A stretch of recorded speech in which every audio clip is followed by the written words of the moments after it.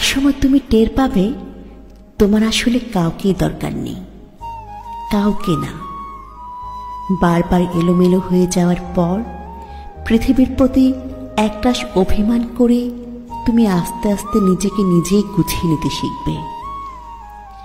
মানুষকে নিয়ে প্রচণ্ড আশা করে সেখান থেকে পাওয়া হতাশাগুলো থেকে তুমি একাই বাঁচতে শিখবে। আজ হোক কাল হোক তুমি শিখবেই। বারবার হোঁচট খেয়ে পড়ে যাবার পরে একদিন তুমি টের পাবে তুমি কারো হাত ধরে ওঠার জন্য অপেক্ষা না করেই নিজে নিজেই উঠতে চেষ্টা করছো। তুমি টের পাবে তুমি আর আগের মতো নেই। সেই প্রচণ্ড রকমের ইমোশনাল, অভিমানী, বেশি আশা করা এবং অল্পতে হতাশ হয়ে যাওয়া সেই দুঃখ বিলাসী মানুষটা তোমার মাঝে আর বাস করে না।